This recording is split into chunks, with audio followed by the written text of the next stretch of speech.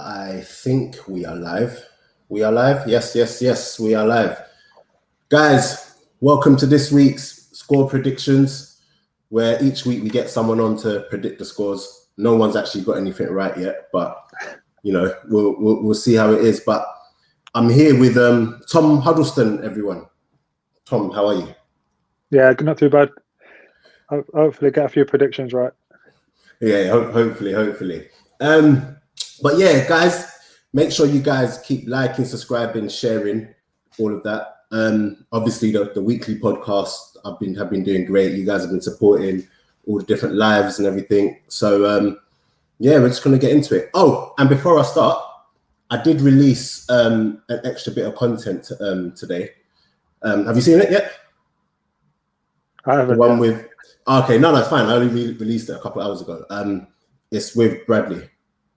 Oh no, yeah, I've seen it advertised. I've not watched it yet though, but I'm sure it'll be interesting. You know, you're actually in that, innit? I didn't know that. You didn't ring me for copyright. Yeah, you're actually in that. So basically, there's a bit of it where his what do you call it? It's throwback clips of when he was younger playing football, and you're in it. Yeah, you're. You sent me them on Insta actually before, but yeah. So when he sent that to me, he clocked that you were in it, and I think that's when he put it up on his. His Insta. But yeah, we're gonna get into it, guys. So just waiting for a couple more people to come. Guys, in the comments, let me know where you guys are all like watching from and everything, and then yeah, we'll get it moving. Okay, I'm here from Ransom Turkish. Big up CFC George. Flipping hot in there. Who else is here? Liverpool.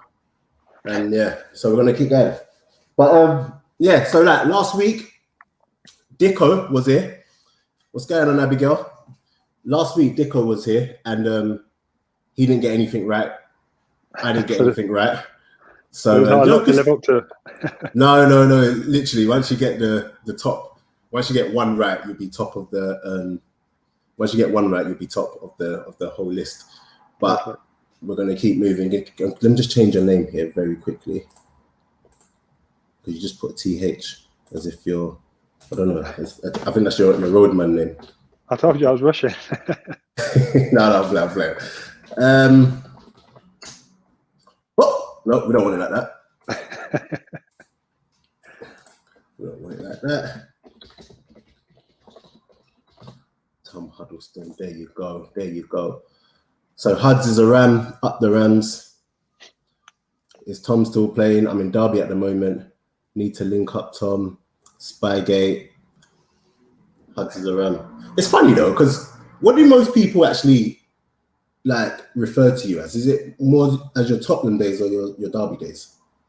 I don't know. A lot, yeah, probably more so Tottenham. Like if it's random fans kind of thing, or a lot remember when my hair's quite long now, but they remember when I grew my hair for charity as well. Yeah. If it's not like specified football fans. Right, cool. So that's you lot in the comment. So obviously I've said Dicko didn't get anything right. So we're just going to go straight into it because, guys, I'm not going to lie to you. I'm trying to watch football tonight and I can't be here all night with you lot. So, guys, you lot know how it is in the comments. We just go through the games and then you guys just put in the comments who you lot think is going to win and then we'll just see how it all goes. Okay, so first we're starting off with Wolves Crystal Palace, which is on tonight at 8 o'clock. Guys, in the comments, who do you lot think is going to win? And what do you lot think the score is going to be? And Huts, what do you think the score is going to be for Wolves Crystal Palace? I'm going to go for 2-0 Wolves. I think it'll be quite a boring game. Two well-organised teams, but I think Wolves will have enough to just edge it. Wolves. So let's see what people in the comments are going to comment. Tom is so chilled. You know what? You know when you did my other live? That's literally what everyone kept saying, that you're so chilled. Exactly how you play on the pitch. Right. 1-1. 2-1 Wolves. Yeah, I was thinking that, but I don't know. Don't know what Palace are saying going forward. I'll stick with 2-0. Do you know what I mean? And you know what? Palace have always, they just don't seem to change. Just don't seem to change. And I thought they might be a bit different now that they've got Eze and everything. But to be fair, I think Will's still like got 5 and 6, hasn't he? So he's still likely to pop up with a goal. But still, I think Wolves are quite well organised and defensively decent. Yeah. Right. So you're going 2-0 Wolves. Wolves, yeah. I hope someone's writing this down, by the way. Someone's always writing it down. But I'm going to go 2-1 Wolves. I want to go 2-1 Wolves. Oh, shout out Peps. 0-0 half-time, Wolves 1-0 full-time. That's have you had that one before? What was it? Man like Tom Huddlestone. No, but I don't mind it. All right, then, cool. All right, so next one, tomorrow's lunchtime kickoff. We have Sheffield United at home to Man City.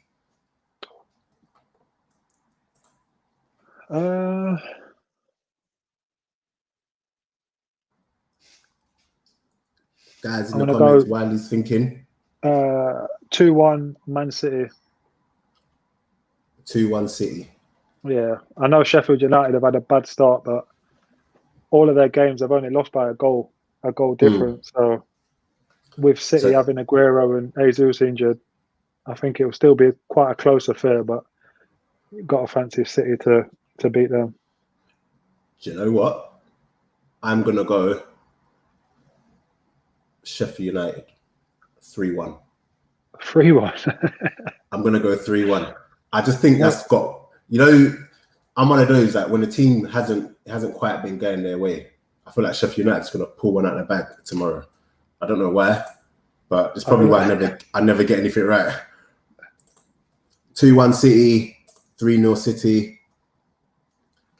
I can't lie. I was just okay. So there's this running joke that I look like Upamecano, and and I don't think no way. There's this running joke that I look like Upamecano, and I don't think I look like him in the slightest. So I've been getting a lot of stick as if Rashford's the one that did it to me. So okay, so you're going 2-0 City. No, 2-1. Oh, 2-1 City. 2-0 City. Diaz and Laporte look very solid. That's actually very true. Do you know what I mean? 2-1 Sheffield. They got to win at some point. Exactly, Abigail. Yeah, but it's Man City at a time. 2-1 City. 6-0 City. Oh, okay, cool. Yeah, I don't think that's going to happen. And Rashford spun you still. Well done. All right, cool. So that was Sheffield United, Man City. Next one we got is Burnley against Chelsea. Is that at Burnley, yeah? Yeah, it's at Burnley's ground. I'm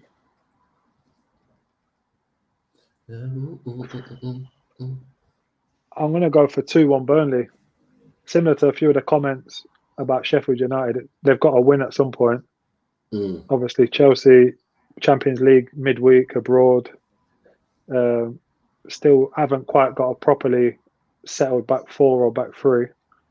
So yeah, I fancy Burnley to sort of eventually like get off the mark type of thing. So yeah, I think from when I saw them against Tottenham, it was Tottenham during the week, isn't it? Yeah. I saw them against Tottenham. I think it's they're not gonna mix up their style. I don't think Chelsea are really gonna take the game to them. And I can see, wow. I can see the two up top just giving them real troubles and then balls into the box. So I'm gonna say 2-1 Burnley. I'm gonna say 2-1 Burnley. 2-2. We got a 2-2. 3-0 Chelsea. Thrashed them twice last season, but I could see a draw. Yeah, I just think with all the new signings Chelsea have made, it's a completely different type of game that they'll be used to away at Burnley. Yeah. Burnley are so ugly. Frank is concentrating on not conceding to save his job. Do you actually think that Frank's under pressure right now? I think if a couple of the other bigger teams had done well, obviously everyone's having quite a stuttering start, but I think if a couple of the other teams had done well, it would have been. But everyone's still right in the mix, aren't they?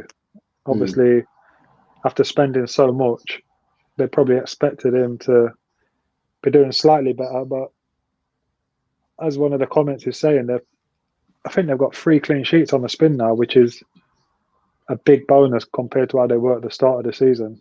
A few of the new attacking players got off the mark in the week as well, so it'll be interesting to see where they go from here. Okay, then. Did I say my score? Yeah, I said 2-1, right? Yeah, you copied me. Yeah, cheers, mate. Satnav Huddlestone. 2-0 to Burnley, I think that is. 3-1 Chelsea. And there was a quick question here for you. I was going to leave some of the questions till later, but I might as well just squeeze them in before I forget them. Question for Tom. Who's the best player you played against? But you get these all the time. Yeah, obviously, on paper, it's like a Cristiano Ronaldo or someone, but thankfully, he was on the left or right wing and I was more central. But as a kid growing up, Gerrard was one of my idols. So to play against him quite a few times against Liverpool was a dream come true. But then there was more awkward players, like when, I think I mentioned it before, when Delph and players like that, centre midfielders that want to dribble with the ball and try and take you on. Yeah. That for me is as a centre midfielder, a more difficult opponent rather than someone that can like spray passes, if you know what I mean. Yeah. Obviously on paper, probably Cristiano Ronaldo. And there's a idol standpoint, definitely Gerrard. Yeah. Was Gerrard one of the players that you looked up to, yeah? Yeah, from when he first got into the Liverpool team, so yeah. That makes sense because I put up on my status, on my Insta story, and I saw when I put up Yaya Toure or Steven Gerrard. Yeah. And I did the poll and you clicked Gerrard. I was like, get out of here. What do you know? I think for me, Gerrard didn't have a weakness. I know Yaya for especially one season was like ridiculous. But like for longevity in the Premier League and having the defensive mindset as well, I think Stevie G was slightly better and more productive. It's quite pointless when I can say no. I think this person, but then you get someone that's played against them, and then you just think. No, but that's the best. That's the thing with football. It's all opinions. And like when Gerrard first got in playing, and in the England team, he was playing as like the deeper midfielder, and then he was playing as like a number 10 with Torres when he was probably had his best few seasons, and then reverted back to the deeper midfielder under Brendan Rodgers, where then they probably should have won the league. Yeah. I mean, I'm still not having him, but I'll take on board your praises of him. No, I'm definitely having him. Let me not lie, I'm definitely having him. But for me, Yaya Toure is just Yaya Toure over everyone, or just out of them too? No, just out of them too. In terms of in general, I don't know if I'm being biased, but Vieira for me was just next level. Do you know what I mean? Yeah. I don't know if I'm being biased because you laughed a bit. So no, I think it's part bias, but obviously he's probably in the top. He's in the top 5, isn't he, of like Premier League midfielders? Yeah, that's what I'm saying. So I've got people like him and Cesc, but obviously they're 2 Arsenal players. So anyway, next game we have Liverpool West Ham tomorrow at 5:30 at Anfield. Antonio's injured for a couple of weeks, isn't he? So is he? Yeah, I think 4 or 5 weeks it says. Oh well, that's it then, bro.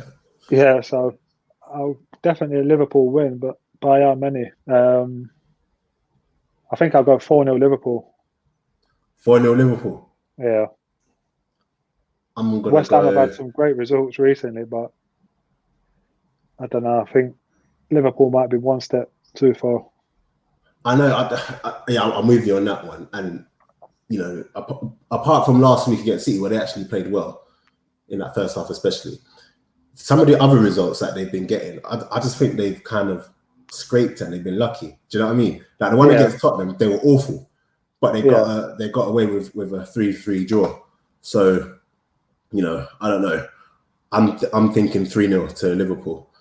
1-1, 3-1 Liverpool, 2-1 Liverpool, 2-1 West Ham.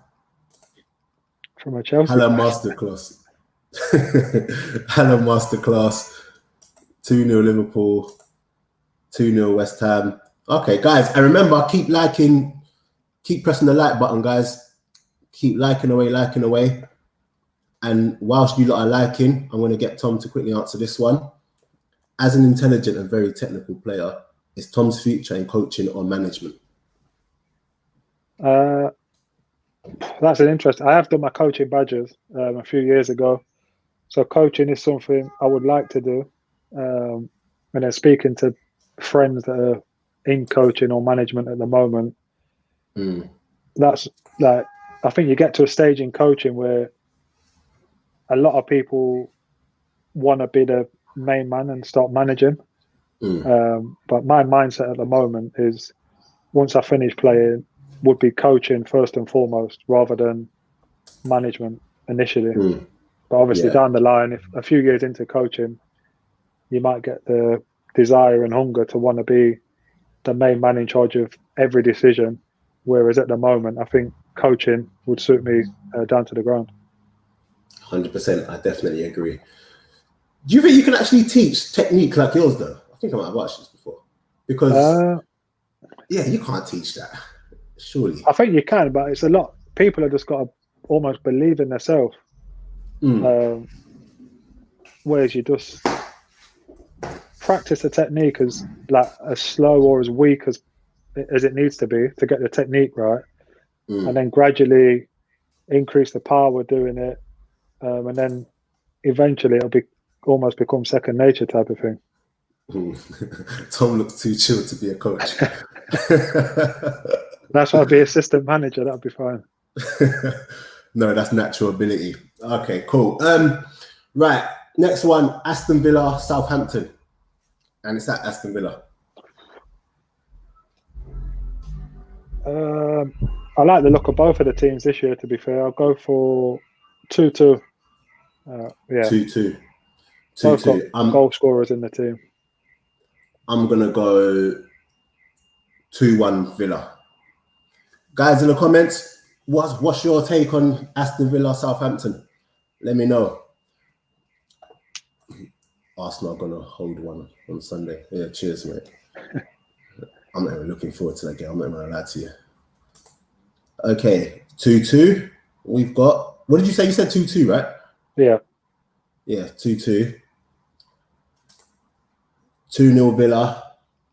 You've only got to get one of these right, you know. And then you're the leader. I think I got Brad here next week, actually. I think it was 3-1 Southampton. Oh shit, I'm not even clicking it. 3-1 Southampton. 1-1. 2-1. 2-1 Villa. All right, so while I get the next question ready, who was the manager you learned the most from? That's actually a good question. Yeah, it might be too good. I think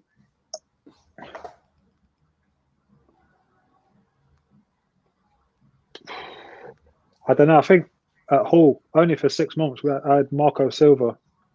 And his preparation going into games, and then his analysis after games, whether it be on the training pitch or going through videos and replaying matches, was like complete. He was what age was I then?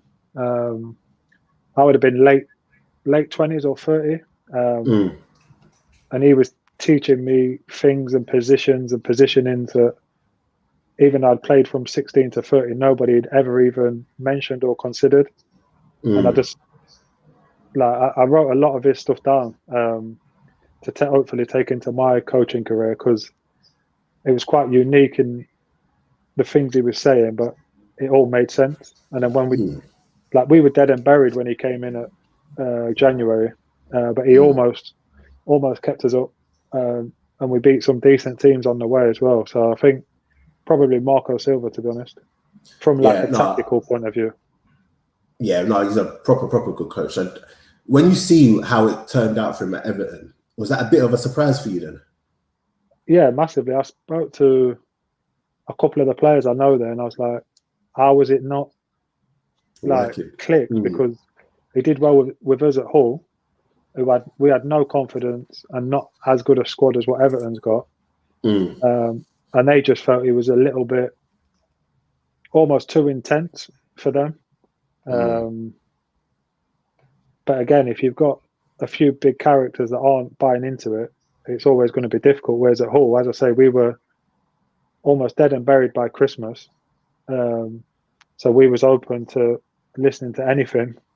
And then once it works in a couple of games, everybody's sold on his ideas, and he had us like that, really. A quick question while you mentioned Hull furthermore. What was it about... Okay, so I'm going to be really honest with you, yeah? When you first went to Hull, I thought, what is he doing? Do you know what I mean?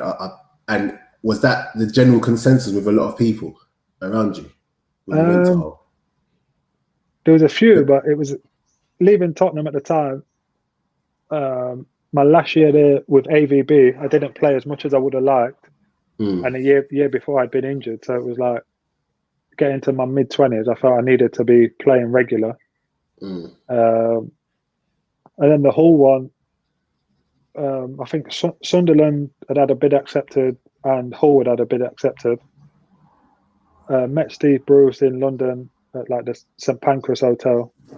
And he's like he is in interviews. He's like likable and quite charming and whatever. So he sold it to me quite well, to be fair. And then in the evening, I had a phone call with Di Canio. And he was the complete opposite to how Steve Bruce was. He'll fight you, mate.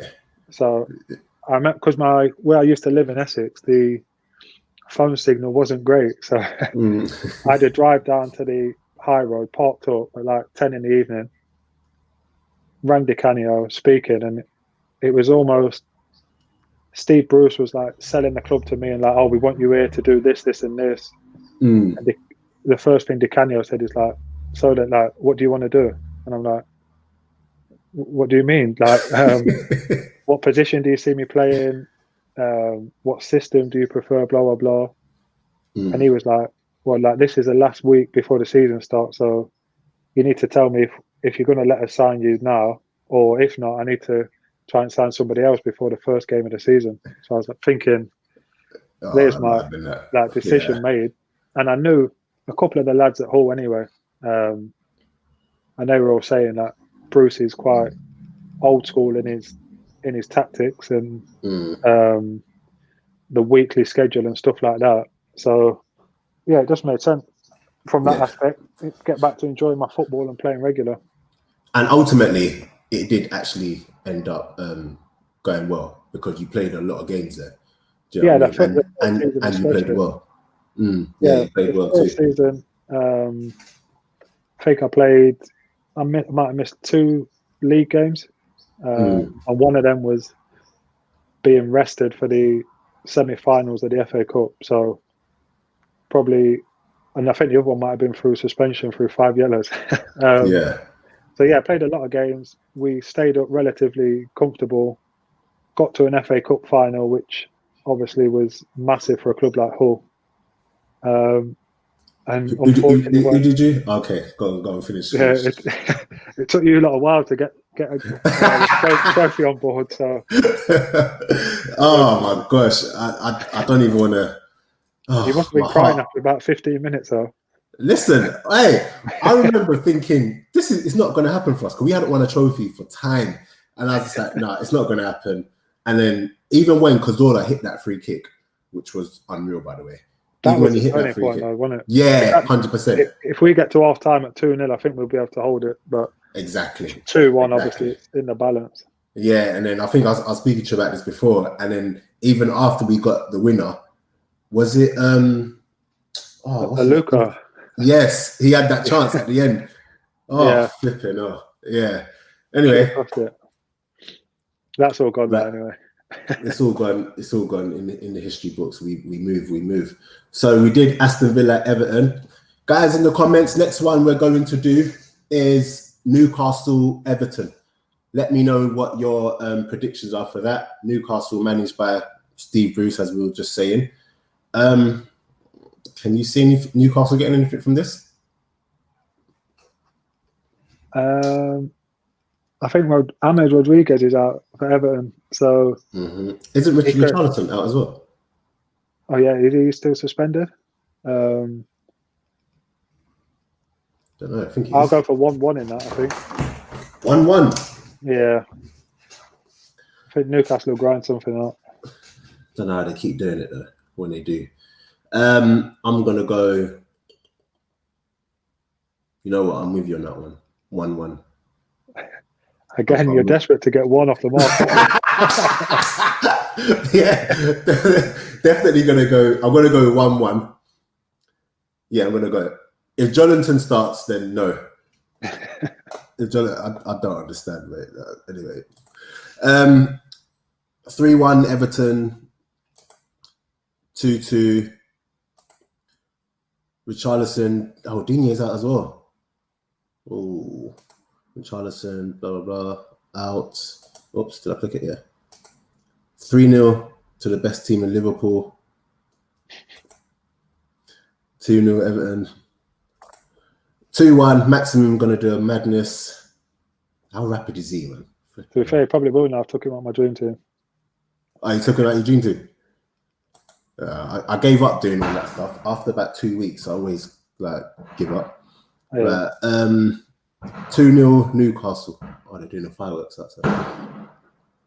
Don't worry, I don't live in the hood like that. It's not gunshots. Don't worry. I don't think you played against Ozil. You must have played. Yeah, he played in the cup final, didn't he? Oh yeah, he did. Yeah, he must have. How was he in that game? You weren't that great, to be honest. No, I think pretty quite obviously. Actually, Go on.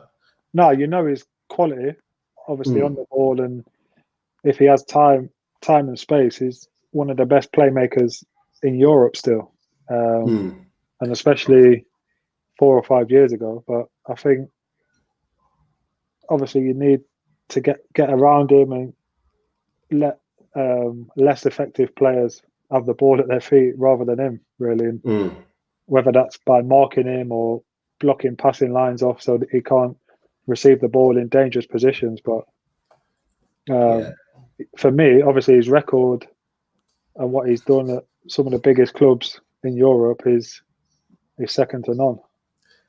And Ozil, for me, should now still be playing, but that's a conversation for another day. But what I do remember from that final is that he just forever was getting on the ball. He doesn't ever shy away from getting on the ball. No, yeah. And for me, that's just the mark of a great player. Yeah, well done. Right, next one, the biggest game this weekend. Leipzig fans throwing. Oh no, Man United versus Arsenal. Old Trafford. I think Man United might have stumbled across a good formation that suits them the other night. The little diamond with the 2 split strikers. Do you know what? But again, I think that's the type of game that will suit Arsenal at the minute, where teams come onto them a little bit. They can sit a bit deeper and they can be the team to, like Leicester did last week, try and hit them on the break.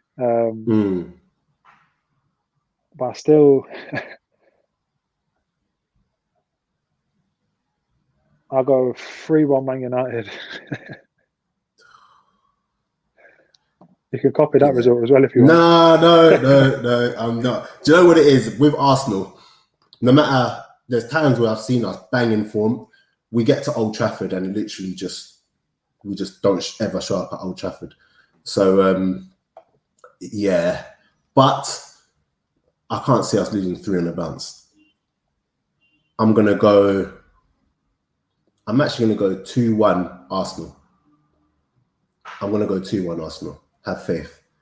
Do you know what I mean? I can never always back my team. Yes, Lauren, I'm with you with all those E's at the end. 8-2. Yeah, cheers, mate. 4-0 to United. 3-1 United. If Ole goes out attack, it's over for Louise and co. I could see 0-0 or 2-0 United. 3-0 Arsenal won last night, though, didn't they? They might be full of confidence now. Yeah, totally different team, and it's not Dundalk we're playing against. Ole will bottle it 1-0. 1-1 or Arsenal win. Dapper looks shook for the match. We're just not on form right now. That's all it is. 3-1. United. Cavani scores. Fred's still drinking that thingy. Red Bull. 6-0 Arsenal. Ole smiling at full time. United standing chill. Please happen. Okay, 5-0 United. 3-1. Okay, cool. Yeah, cool. But from watching, you obviously watch quite a lot of games now. What do you take away from Arsenal playing? Like when you look at them play, do you think there's actually something going on here? Or at the beginning of the season, I did for sure. With Arteta, he didn't spend a lot like a Chelsea or a Man City. He just seemed to have tweaked everybody's mindset, and they look like they're grafting more, which is probably obviously the Ozil situation. Yeah, they seem like they've got a clearer game plan than they've had for years. A lot of it's been off the cuff and free flowing, whereas now it seems quite structured and a bit regimented for the way Arsenal have been. But no, I think the Partey signing gives a few different options formation wise, rather than playing.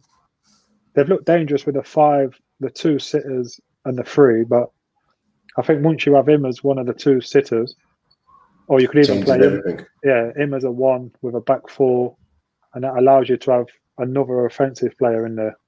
Because like Xhaka and Ceballos aren't really defensive minded.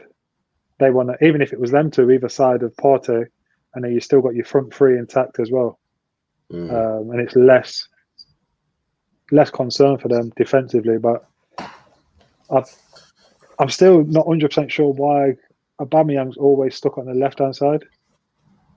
You know, if you've got Lacazette, Aubameyang, and say Willian, if you're playing a 5 at the back as well, you could just go Lacazette, Aubameyang, and then Willian as the 10, and just say to 2 of them, you can drift wherever you want. Always make sure 1's through the middle. But I think he was in the beginning, because Arsenal, we don't have the personnel to actually go out and play how Arteta wants to play, in my opinion. And I think he always focuses on defensive stability, but it's getting to the point where he's focusing so much on that, on containing, that we're not actually creating anything. And Aubameyang's not really a player who is active a lot during the match, if you know what I mean. So you rely a lot on his teammates creating something for him, but we're not creating anything. And then when we do create something, he's not in the position. It's not going to because he's out there on the wing. So that's something that's really frustrating me lately as well. So hopefully, anyway, we see Arteta up top. Aubameyang up top. But we'll see. The Partey signing, I'm happy with it. Oh, yeah, no, it's very good, but it made it a bit more. I thought with him signing, it might make him bring Ozil back into the squad or something.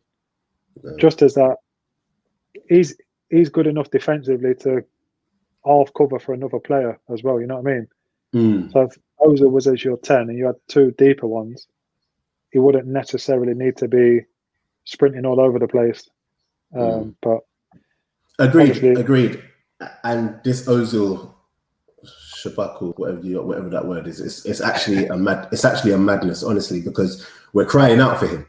We're actually crying out for him, but they don't want to play. They don't want to play him, and it is what it is. Even if you So now there's 7 subs. Surely one of them places for a game like Leicester where they're sat in deep and people are struggling to find the pass or the final ball or be brave and risk something, he's ideal to bring on for 25, 30 minutes. Do you know what's crazy? Obviously, now that they've not even included him in the Premier League squad, that ain't happening. That's number one. Number two, we had a game the other week and they had 2 goalkeepers on the bench. Oh, did we had 2 goalkeepers on the bench. Do you know what I mean? Like, it's ridiculous. It's but that's the thing. ridiculous. If it gets to that level, they're going to have to give him whatever they owe him till the end of the season. So just pay him up now, get him gone, and then it's not a talking point every Monday morning for everybody throughout the week. Yeah, I've got a feeling that come January they're going to include him again. I've just got a feeling he's just going to stick it out. He's just going to stick it out. So we'll see. United penalty every game. It's a joke now. Bruno not even been there a year and he scored 15 penalties. Nowhere has he scored 15 penalties. Yeah, he's missed one and scored 14 or 15, I think. That's ridiculous. And he didn't even take that one the other night, did he? They let Martial have it. Have you seen this? You'd love to play next to him, wouldn't you? Give me a bit more freedom, yeah. Big up Daps and Tom. Yes, as always, everyone, make sure you guys like and subscribe if you haven't already. Loads of content on the channel. Just go and have a field day. The one I did with Tom earlier on this year is there as well. So you can go and have a butchers of that. Next game, guys, in the comments, you know what to do. Tottenham versus Brighton. Your old team. Do you actually support Tottenham, though? No. Who do you support? I obviously keep an eye out for them. And I grew up supporting Chelsea, but once I started playing, and definitely once I moved to Spurs, it was just a football fan rather than any specific team. Okay, that's good. Leave them Chelsea ones alone. To be fair, after watching Tottenham last night, could be anything, but you'd fancy. I'll go 2-0 Tottenham, but that's like I'm not convinced with what I'm saying there, but I'll go 2-0 Tottenham. I'm going to go 3-1 Tottenham. Hate it. But last night, they looked... it was shocking. Even when he made the subs. Yeah, it didn't really improve much, did it? Yeah, even when he made the subs, it was absolutely... Oh. What's your take on Dele Alli? It's a strange situation, I find. From a player's point of view, I think if the manager has told him certain things 3 or 4 times, and then he's still not doing it, and then I don't know, say the manager says it in front of the team, and he's still not doing it, then the manager probably feels I have to go public with this, see if he gets it then, which he seems to have done. But I think it said he started 3 games this season. And been hooked. 2 of them he's been dragged at half time, and 1 of them he come off after 60 minutes. So if Mourinho's going to be there longer term, it might be time for him to maybe have a fresh challenge somewhere else. But he's a young English talent who a few years ago was unbelievable, and Tottenham want to get rid of like a young British talent. I can't imagine. Do you think though that, in fact, no, forget that. What do you think went wrong for him though? Because I've got my take on it, and you can let me know if you know what you think about it. But I think when he came, unbelievable, but then he didn't. I don't think he actually developed as a midfield player. I think the onus was on him just getting forward and getting on the end and scoring goals. That all the other ingredients you needed to be a better player and actually impact and influence games, he didn't actually get. That's what I think anyway. So now, if he's not scoring or not getting an assist, for me, he's not impacting games, and that's where the problem is. I think for me. Yeah, I'm with you on that. I think a lot of the games at MK Dons, he played as like a deeper number 6, so he was doing the playmaking midfield stuff. As you say, when Tottenham were flying a few years ago, it was Dembele and Wanyama sort of protecting everything, and Ellie's only focus, like a Lampard years ago, was get in the box, score your goals, make your assists, and his numbers in that aspect. Even if you watch Tottenham games, like you're saying with Aubameyang, you think, oh, he's not actually been that involved. And you look after him, he's got a goal and 2 assists or something like that. And you think, other than that, he hasn't really touched the ball that often. But now, especially with Jose, you need to have sort of a more complete role type of thing, especially if he's going to play one sitter and then 2 midfielders either side. You need to have getting on the ball a little bit deeper, but equally defensively as well. Yeah, 100%. 100%. Are you looking at Tottenham and seeing how much of a horrible team they've become under Jose? They've got this nasty thing, a nasty streak to them now, and I don't like it. Yeah, no, I think that's, even from when I was there, I think that's what's been missing probably to get to that next step. You watch, even with like the little cynical fouls and stopping play if teams are breaking or if you're winning and stuff like that. It's obviously the manager's input.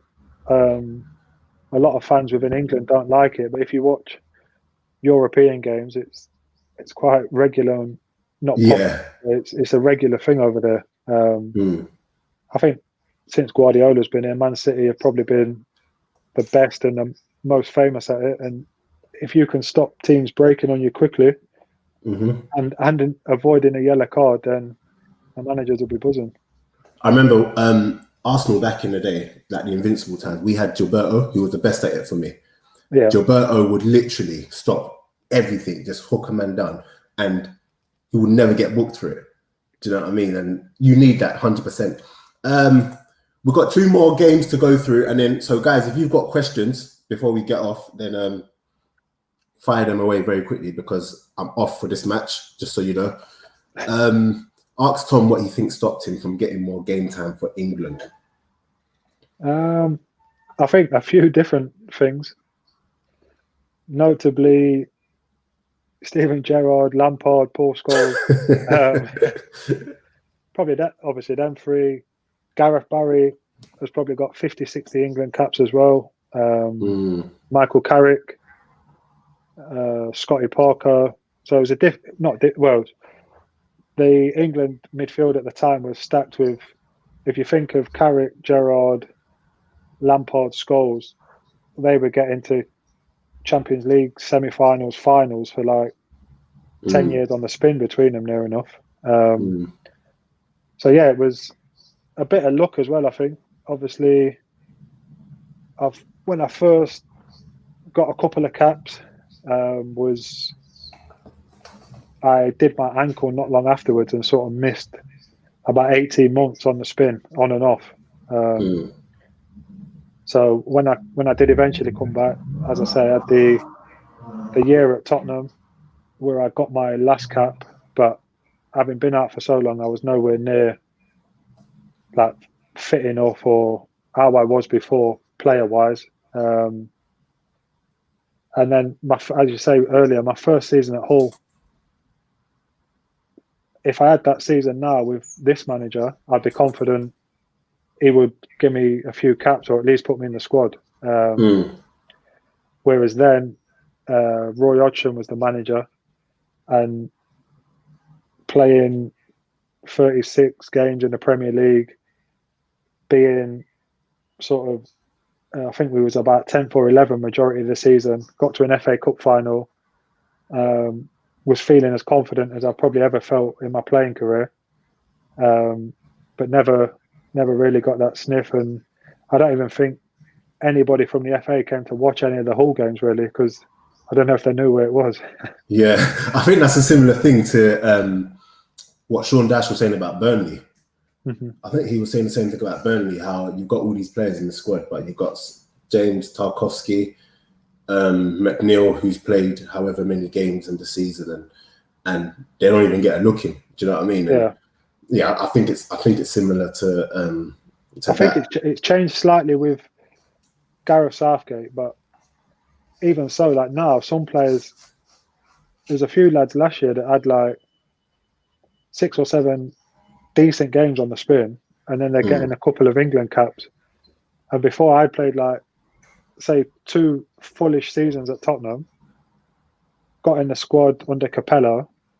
I think it was me, Wheaton, Agbonlor for one of the end of season games against America and Trinidad and Tobago, and like none of us got on the pitch.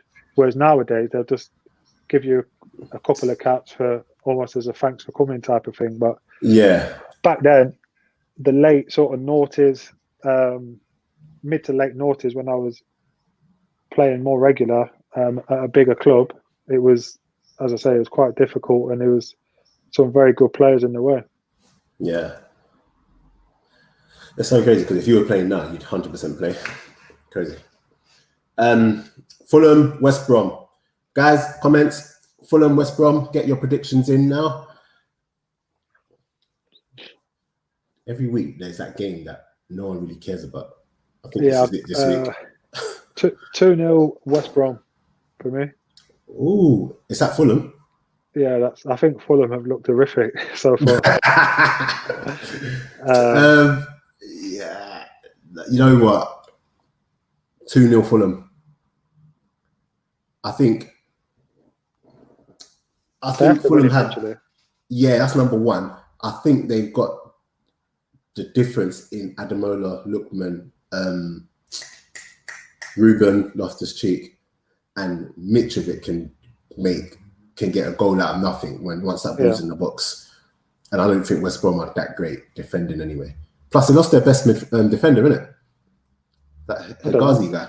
Hegazi. Oh yeah. Yeah, he's gone. Fulham, I can't see Fulham keeping a clean sheet, whatever the score is. Oh yeah, that's true actually. You know what? I changed my mind. 2-1. 2-1. Right, so 2-2, 1-0 West Brom, boring game.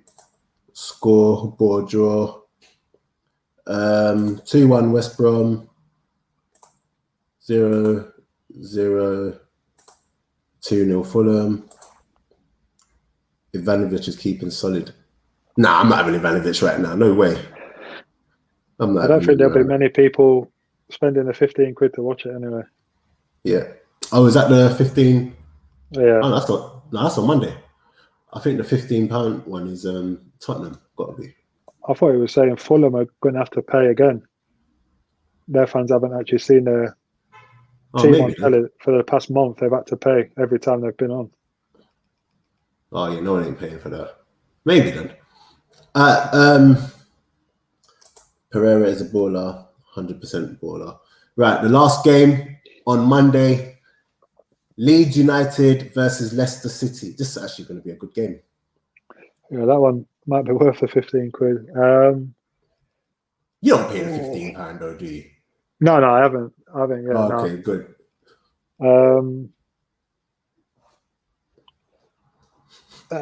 I'll go 4-2 Leeds. Ooh, why? I just think the way they play is they're always going to create chances. Obviously, Bamford's playing well. Rodrigo's done well since he's come in. Mm-hmm. But even that, if this game was like a 4-4, it wouldn't surprise me. Vardy's back fit for Leicester now as well, so yeah, I think Leeds will just have enough. I think it's going to be 3-2 Leeds. I think 3-2. Definitely, there's definitely goals in this game. Yeah, 100%. And I'm with you there. The way they play, it don't matter who they got personnel wise. The way they play is so hard for any team to cope with that. Yeah, I say it every week. I'm not looking forward to playing them. No way. Even where you see how Leicester sat in deep against Arsenal. That'll never work against. Every team did that against Leeds last year in the Championship, but they still find a way because they're just relentless in everything they do. Like, what was it like playing against Leeds when you played against them? It must have been a blow. Yeah, the midfielders do random stuff that nobody else ever does, and it's impossible to defend. But they're happy you know, a lot of teams get a bit nervous if their defenders or goalkeeper has the ball. Like they're comfortable just keeping the ball and waiting for you to make that one mistake type of thing. Yeah. But yeah, I think I think their fans realise it's working. But if their fans were there and they were playing around at the back like they do, I think the fans might make the players a bit edgy. So it might help them. As good as their atmosphere is, it might help them behind closed doors, to be fair. Yeah. What can you remember? Did you play the playoff game? Yeah. I came on in both of them, actually. Yeah. What was that like in terms of atmosphere? Because watching it was crazy. That was a good night. The second leg at Ellen Road was ridiculous. In the warm-up before the game, the atmosphere was a joke. And obviously they took the lead and the game looked obviously dead and buried. But even when they thought they were coasting all the way through, because they'd battered us twice in the league, they beat us at Pride Park in the playoffs, and then took the lead at Ellen Road. So they're thinking cruise control, like we're finally getting to a playoff final or whatever. So yeah, the atmosphere, even after the game, we were getting quite a lot of sticks celebrating on the pitch. But yeah, obviously the Derby fans probably couldn't believe their luck. They were going up there more in hope and just to say, I was at the playoff semi-final game, rather than expectation that we would actually be able to turn it around. But yeah, it was one of the most surreal nights ever, really. Yeah, it was mad, and I do remember the celebrations after. I couldn't believe how Leeds folded, and I remember everyone was doing that. The Spygate stuff. What did you make of that though? The Spygate stuff, guys. We've got about 5 minutes left. So if you've got questions, get them in, and we're going to fly through them. About three questions. Done. The Spygate, to be fair, from like a British and English point of view, I thought it was like bang out of order. To be fair, I mean, whoever it would have been, whether it was against us or another team, but I just think like spying on another team in training is just like bang out of order. To be fair, for me.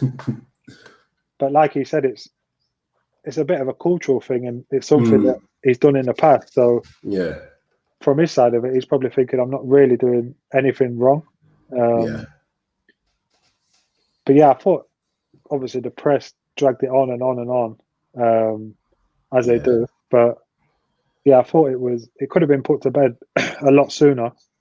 But yeah, I did think it was not the way to do things. I find it funny, to be honest. Right, I'm going to fly through some questions very quickly. How is Tom keeping up his fitness? Is he ready to go straight away, or will he need a mini pre-season? I don't think I'd need a mini pre-season. I reckon I've been doing a lot of my own running stuff, similar to what they gave us during the first lockdown, but just progressed it and doing different variations of that. Going to get one of my mates up soon who does a lot of one-to-one coaching to get a feel of the ball and stuff again. So I reckon once I do sign somewhere, I'll probably need hopefully a week to 10 days of training with a team and doing a little bit extra. But then I'll feel that I'm good to go. Are you close? Not that I know of at the minute. Why is that? You're just waiting for the right one to come in, basically. There's a couple conversations not long after my contract finished at Derby, but nothing that was really suitable. And to be honest, I did think that I would be in somewhere and signed before the season started. So for it to be edging towards November now, it's been a bit disappointing and frustrating, to be honest. Are you worried?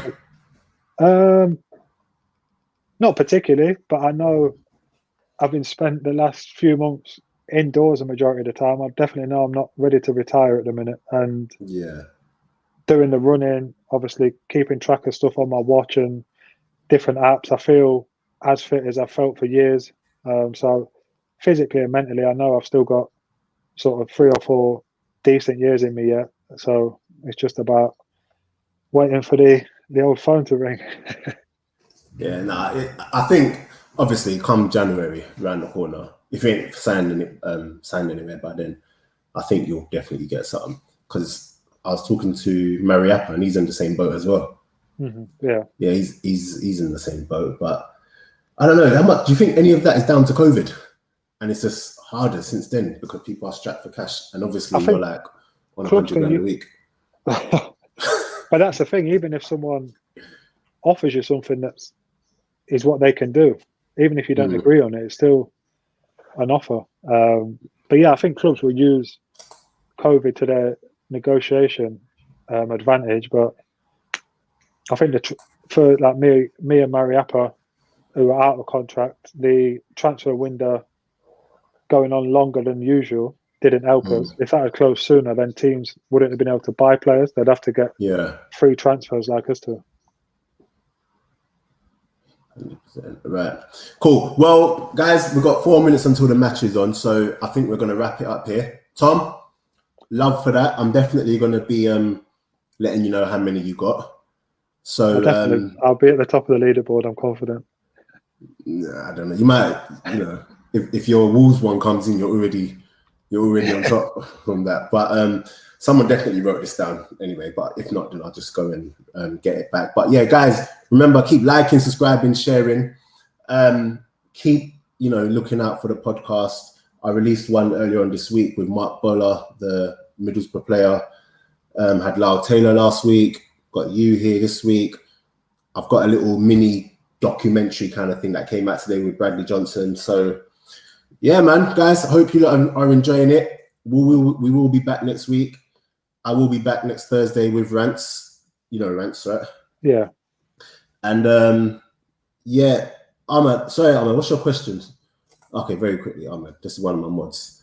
Who was the best United players he's faced, and who was the most underrated United player he faced? Obviously, Ronaldo is the best, I would say. Mm-hmm. Underrated. Carrick. Yeah, I think people gradually got it though towards the end of his career, didn't they? They appreciated him more.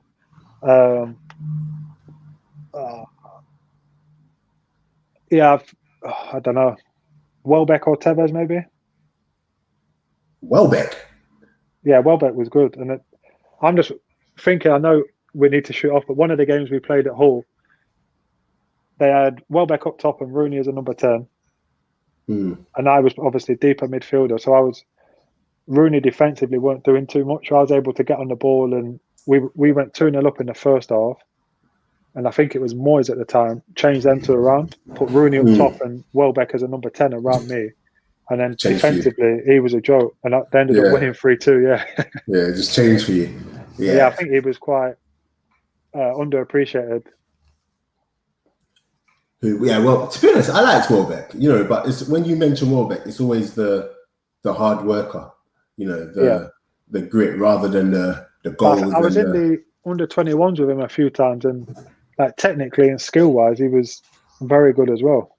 But as I say, the perception is he's just a grafter who doesn't score many for a striker. But no, I think he's very good.